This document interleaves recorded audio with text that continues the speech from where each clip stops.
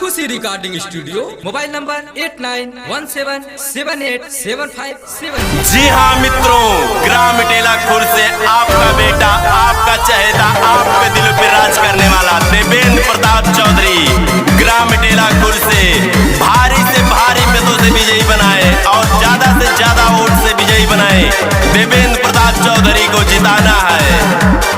अब की जिता दाना भैया प्रधान बना दाना, अब की जिता दाना ये भैया प्रधान बना दाना। पिटिया लाठी हवा से विजयी बना दा, पिंकू भैया के जिता दाना। पिटिया लाठी हवा से विजयी बना दा, पिंकू भैया के जिता दाना। जानी भुलैया ना ये भौजी प्रधान बनैया ना, पिटिया लाठी हवा से विजयी बनैया, पिंकू भैया के जितैया ना। पिटिया लाठी हवा से विजयी बनैया, पिंकू भैया के जितैया ना। ए चाचा भुलैया जी, पिंकू भैया देवेंद्र प्रताप चौधरी के भारी से भारी मतों से विजयी बनैया। ग्राम टेलाखुर पोलिंग पे आइया जरूर।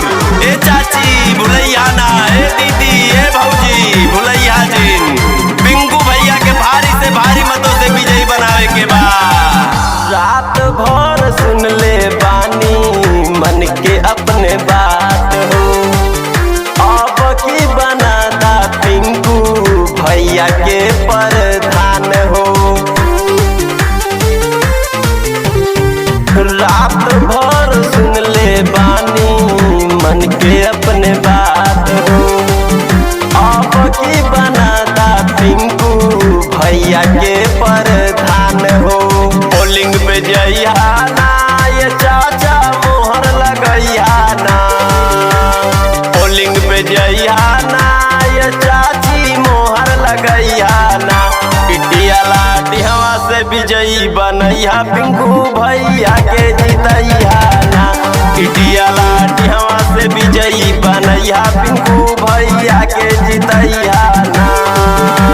ए भैया देखा पिंकू भैया कितना बढ़िया काम कैले हमें, नाली बनवौले, खड़ंजा बनवौले, अब विधवा पेंशन देले, बेरोजगार का रोजगार बनौले। और क्या चाहिए भैया? सुना ये भैया भौजी राकेश के बतिया, पिंकू भैया के अब की विजयी बनैया। सोना ये भैया भौजी राकेश के बतिया, पिंकू भैया के अब की विजयी बनैया। जानी भुलैया ना ये दीदी प्रधान बनैया ना, जानी भुलैया ना ये नानी प्रधान बनैया ना। पिटिया लाठी हवा से विजयी बनैया,